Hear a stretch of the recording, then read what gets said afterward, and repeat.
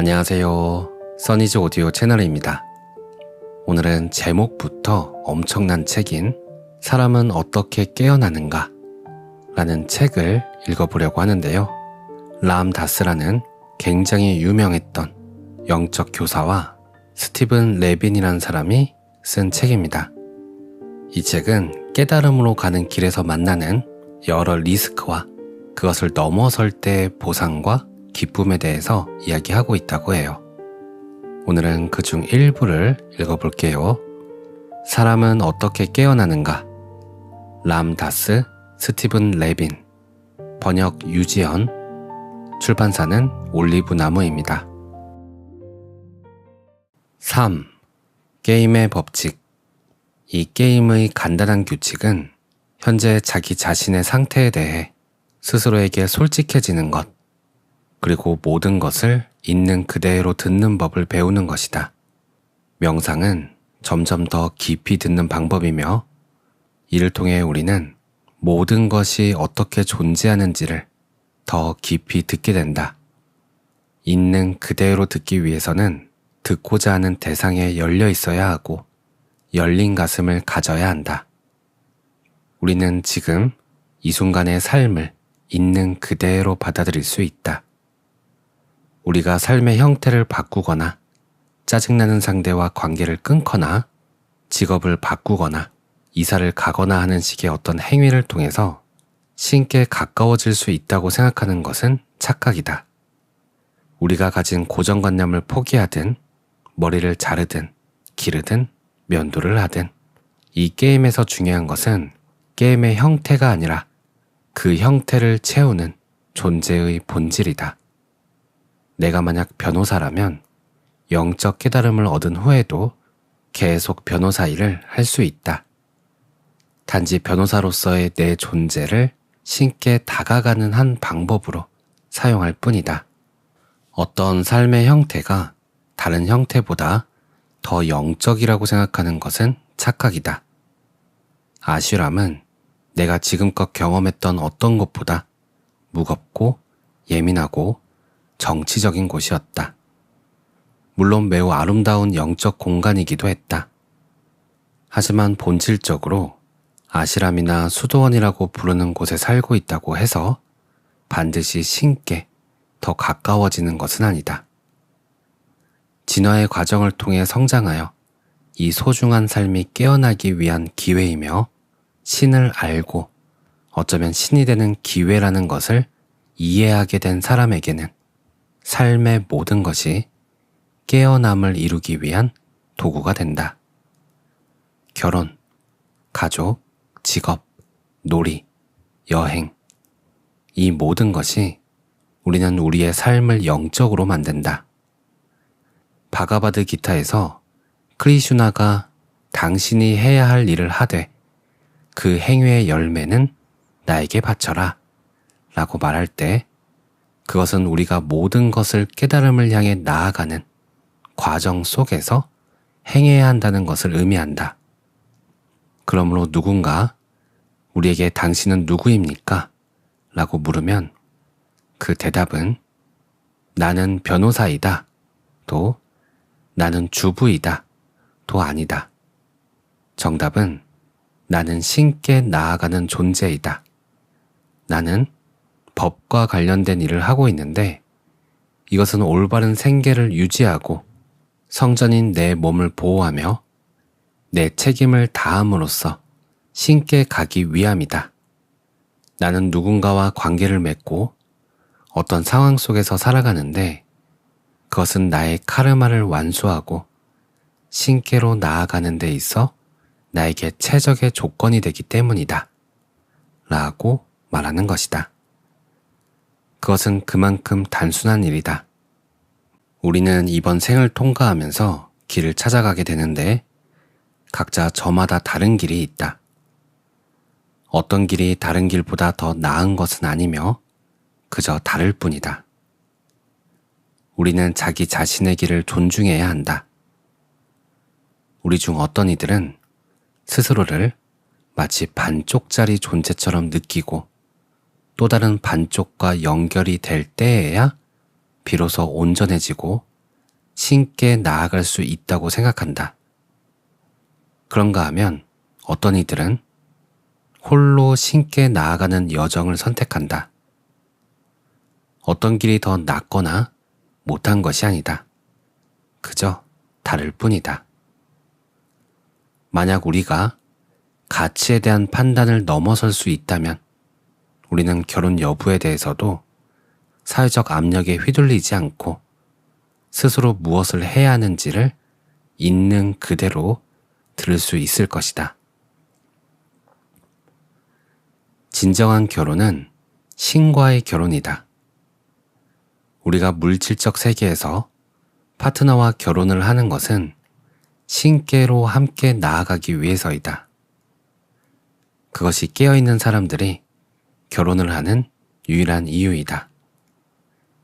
만약 우리가 경제적인 이유로 결혼한다면, 만약 우리가 성적 열망 때문에 결혼한다면, 만약 우리가 로맨틱한 사랑 때문에, 편의를 위해, 성적 만족감 때문에 결혼한다면 그것은 결국 고통을 가져올 것이다.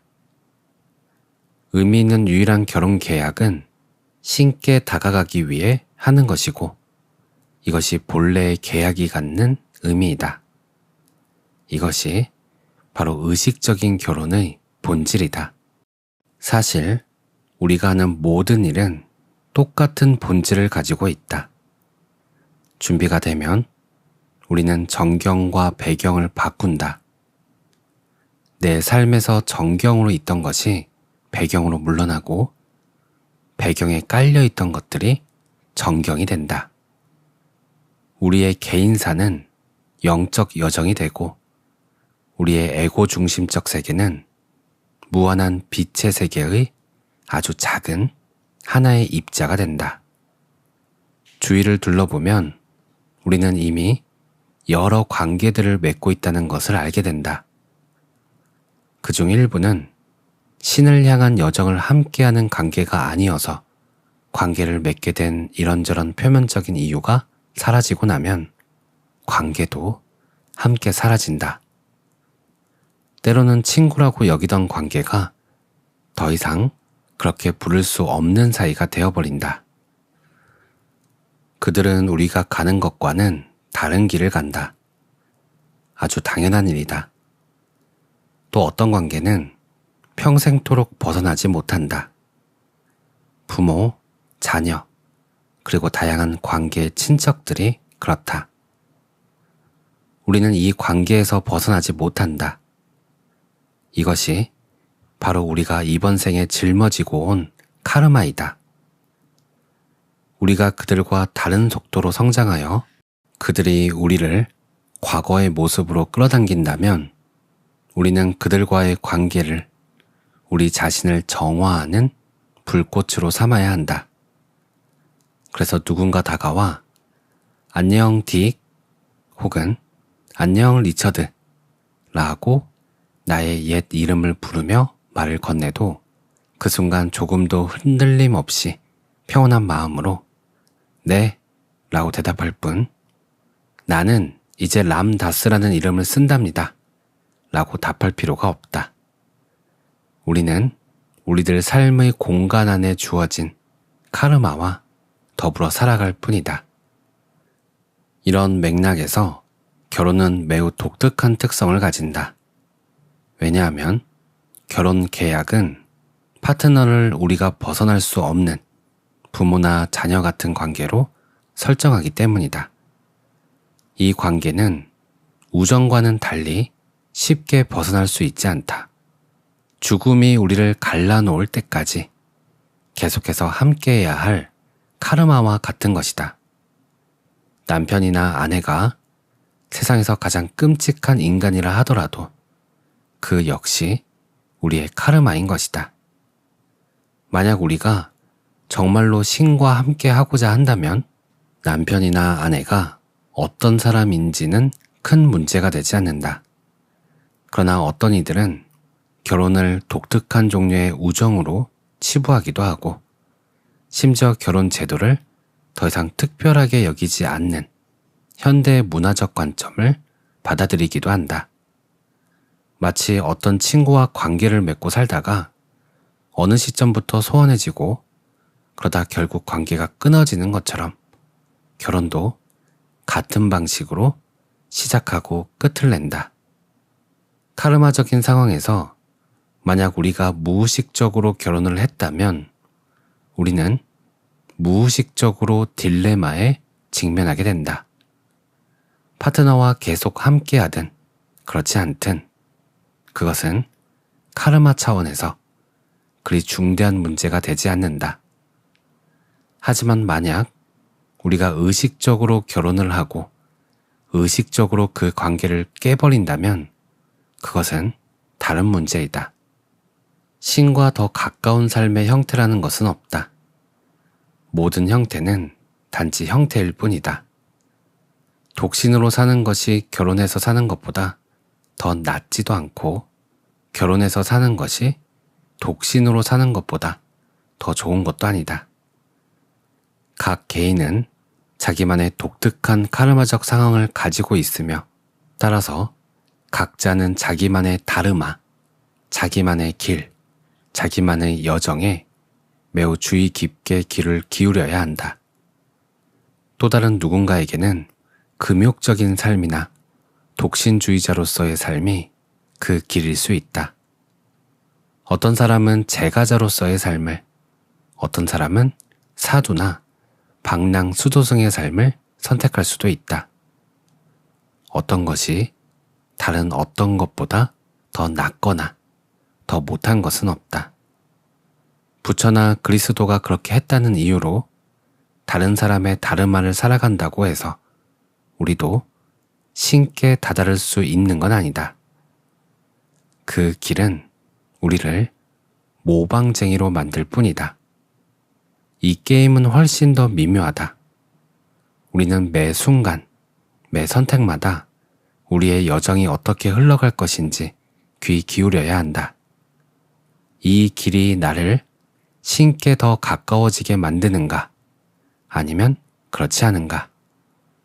우리는 결국 진실이 우리로 하여금 신께 가까워지도록 만든다는 것을 배우게 될 것이다. 솔직함이 신께 가까워지도록 만든다는 것을 배우게 될 것이다. 마음의 단순함이 신께 가까워지도록 만든다는 것을 배우게 될 것이다. 열린 가슴이 신께 가까워지도록 만든다는 것을 배우게 될 것이다. 특정한 행위들, 예를 들어 약을 하는 행위는 신께 가까워지는 느낌을 갖게 하지만 시간이 지나면 그런 행동이 우리를 신께 더 가까이 데려가지는 않는다는 것을 알게 된다. 그리고 마침내 스스로에게 정말로 솔직해지면 그것이 우리에게 하나의 가능성을 보여준 것뿐이지 그 가능성을 실현시켜 준 것은 아니었다는 것을 깨닫게 된다. 우리는 행복이 슬픔이나 불행, 고통 혹은 고난보다 더 빠르게 우리를 깨우는 것이 아니라는 것도 깨닫게 된다. 오히려 그 반대로 고통과 고난이 우리를 더욱더 깨어나게 한다. 왜냐하면 우리가 고통이나 고난을 경험하는 유일한 이유는 무언가 혹은 누군가에 대한 집착이기 때문이다. 세상을 있는 그대로 이해함으로써 생겨나는 자비를 가질 때 우리는 다른 사람들에게 그들이 어떻게 되어야 한다는 식으로 부담을 주지 않는다. 우리는 부모에게 왜 당신은 영혼에 대해서 알지 못하죠? 왜 내가 채식주의자가 된 것인지 이해하지 못하나요? 라고 묻지 않는다. 남편이나 아내에게 나는 라마 크리슈나의 복음을 읽고 싶은데 당신은 섹스 생각뿐이군요. 라고 말하지도 않는다. 의식적인 존재는 신과 함께하는 공간을 창조하기 위해 할 수 있는 모든 것을 하지만 카르마를 훼손하면서까지 그렇게 하지는 않는다. 그래서 우리는 우리의 불을 가지고 작업을 하지만 결코 자신의 우월함을 과시하는 태도를 갖지 않는다. 우리가 우월한 것이 아니라 그저 다를 뿐이기 때문이다. 우리는 윤회를 이해하며 우리를 둘러싼 모든 존재들이 각기 다른 윤회의 단계에 있다는 것을 안다. 그들 중 일부는 인간으로서의 생을 이제 막 시작한 존재로 오직 물질적인 삶을 정비하는데 바쁘게 몰두한다. 반면 어떤 존재들은 매우 오래된 영혼으로 수없이 태어나면서 엄청난 양의 카르마를 정화해 왔으며 그 결과 영적인 공간인 아카샤로 진입하거나 다시 신께 돌아갈 준비가 되어 있다. 우리 주변에는 고대부터 살아온 영혼도 있고 갓 태어난 영혼도 있다. 어떤 영혼이 다른 영혼보다 더 낫거나 더 못한 것이 아니라 그저 다를 뿐이다. 20살이 50살보다 더 젊어서 좋은가? 그저 다를 뿐이다. 우리가 더 깨어있다고 해서 덜 깨어있는 사람을 두고 잘못되었다고 판단할 수 있는가? 성적으로 성숙한 어른이라고 하여 사춘기 이전의 아이들을 두고 잘못되었다고 할 수 있는가? 우리는 이해한다. 자비심을 가지고 때로 자비란 단순히 다른 사람을 그대로 내버려 두는 것이다. 결코 어떤 특정 방향을 강요하지 않는다. 우리는 그저 자신의 영적 진화 수준을 그대로 드러내며 존재할 뿐이다. 누구든 필요로 하는 것이 있다면 그들이 요청하는 범위 내에서 기꺼이 제공할 수는 있다. 그러나 다른 사람에게 특정한 길을 강요할 수 있다는 생각은 잘못된 것이다. 나는 과거에 사람들을 만나면 그들이 어떻게 변할 수 있을지 상상하며 그들이 내가 바라는 모습으로 변하기를 바랐다. 그 마음을 담아 그들을 바라보고 접촉하고 특정한 방식으로 그들을 대했다. 그러고 나면 그들은 내가 원하는 모습으로 변하기 시작했다. 내가 이것 좀 봐 라고 말하면 그들은 오, 고맙습니다. 감사합니다. 하고 답했다. 그들은 나를 사랑했고 따라다니고 싶어 했다. 그러나 하루가 지나고 일주일이 지나고 한 달이 지나면 그들은 다시 본래의 모습으로 돌아갔다. 그들은 나의 바람에 따라 살았을 뿐 자신들의 바람은 전혀 반영하지 않은 삶을 살았기 때문이다. 그들은 실제로 자신들의 진화 과정에서 필요로 하는 모습이 아니라 내가 그들에게 바라는 대로 살고 있었다. 적어도 그러려고 애썼다. 우리가 할 수 있는 최선은 우리가 만나는 모든 사람들이 그들 스스로 가장 최적의 방식으로 열릴 수 있는 환경을 조성하는 것이다. 아이를 키우는 방법은 우리의 사랑과 의식으로 그 아이가 자신의 인생에서 될 수 있는 무엇이든 될 수 있도록 허용하는 공간을 창조하는 것이다. 우리가 치료사이든 결혼 파트너이든 영적 스승이든 인간관계에서 맡게 되는 역할이 무엇이든 결국 본질은 항상 같다. 예를 들어 교통경찰관의 업무가 사람들에게 교통위반 딱지를 발부하는 것이라 해도 그것을 어떻게 주느냐는 그의 내면적 성장 수준에 달려있다. 어떤 방식으로든 심지어 교통위반 딱지를 주면서도 사람들에게 깨달음을 줄 수도 있다. 왜냐하면 이 게임에는 정해진 형식이 없고 중요한 것은 형태가 아니라 그 속에 어떤 존재로 깃드냐에 있기 때문이다. 얼마나 거룩해 보이는가의 문제가 아니다. 살아있는 그리스도의 영이 되고 부다의 자비가 되고 크리슈나의 사랑이 되고 타라나 칼리의 탁월한 지혜가 되느냐가 핵심이다. 어떤 행동이나 감정이 다른 것에 비해 특별히 더 거룩하고 신성한 것은 아니다. 하지만 사람들은 종종 어떤 특정한 감정을 표현하는 행위가 더 신성한 것이라고 여긴다. 예를 들어 마하라지가 람다스 화내지 마 라고 말했을 때 나는 마하라지 분노를 가르침의 도구로 사용할 수도 있지 않나요? 라고 물었다. 그는 화난 목소리로 단호하게 말했다. 안 돼. 이 게임에는 수많은 단계가 존재하기에 분노에 대한 감정 처리법도 단계마다 다를 수밖에 없을 것이다. 물론 깨어난 존재들은 특정 행위를 하지 않지만 그것은 의식적으로 그렇게 하지 않는 것이 아니라 흐름 속에서 저절로 그런 행위를 하지 않게 되기 때문이다. 자기 본질을 마냥 감추고 지낼 수는 없다. 많은 사람들이 묻는다. 채식은 꼭 해야 하나요? 안 해도 되는 것 아닌가요? 섹스를 해도 될까요? 하면 안 되는 건가요? 꼭 40분 동안 명상을 해야 하나요? 더 짧게 해도 괜찮지 않을까요? 정해진 시간 동안 명상하고 정해진 음식만 먹으며 모든 것을 완벽하게 해내는 사람들조차도 오름과 의뢰가 속박이 된 금빛 사슬에 갇힐 수 있다. 그것은 영적으로 해방되는 것이 아니다. 하지만 결국 우리는 영적 수행을 하게 된다. 그것은 의무감 때문이나 죄책감 때문이 아니라 단지 그것을 해야 하기 때문이다. 그렇게 할 것을 스스로에게 요구하는 것이다. 명상을 통해 마음을 가라앉히기 위해서는 고통을 겪을 수밖에 없다. 그것은 누군가가 마음을 고요히 하십시오 라고 말했기 때문이 아니라 우리의 혼란스러운 마음이 우리를 미치게 만들고 마음이 고요해지는 것을 계속해서 방해하기 때문이다. 우리는 기도하는 법을 배우고 경전을 읽으며 봉사하고 찬송을 하며 또 마음을 열고 그리스도에게 우리를 사랑으로 채워달라고 간청한다.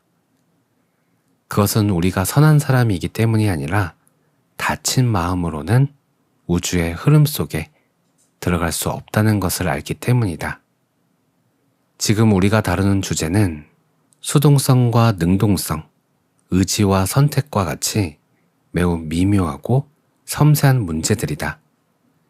우리는 끊임없이 선택을 해야 하기 때문에 우리 내면의 가장 깊은 곳에 귀 기울여야 한다. 그 선택은 우주의 흐름과 조화, 그리고 신의 뜻에 따를 것인가 아니면 거스를 것인가 하는 두 가지 문제로 좁혀진다. 우리는 내면의 소리에 귀 기울이고 가장 정직한 마음으로 그것을 느껴야 한다. 이 여정은 단 두 가지, 아주 단순한 두 가지 원칙을 토대로 한다. 자기 자신에게 완전히 정직할 것, 그리고 그 완전한 정직함을 유지할 것. 만약 실수를 했다면 그것을 인정하고 다시 나아가면 된다. 잘못을 덮으려고 하지 말라. 영적인 여정은 끝없이 넘어지는 과정이다. 넘어지면 다시 일어나 툭툭 털어내며 나아가면 된다. 만약 우리가 이미 완벽했다면 우리는 이 여정을 떠날 필요조차 없을 것이다. 실수를 두려워할 필요가 없다. 잘못된 스승을 선택할 수도 있고 좋지 못한 수행법에 빠질 수도 있다.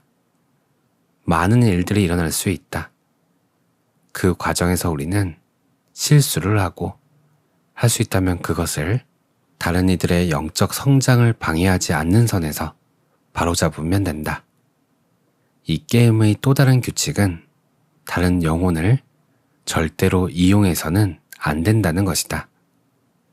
만약 신께로 향하는 여정에 다른 존재를 개입시켜야 한다면 그것은 올바른 길이 아니다. 이런 방법으로는 절대 신께 다다를 수 없다. 그것은 그저 단순한 원칙이다. 우리는 내면에 귀 기울이고 스스로에게 정직해야 한다.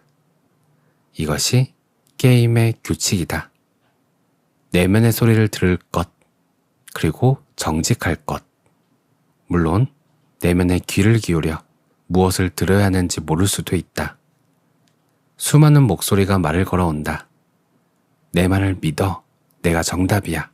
최대한 많은 것을 손에 넣어. 이게 정답이야.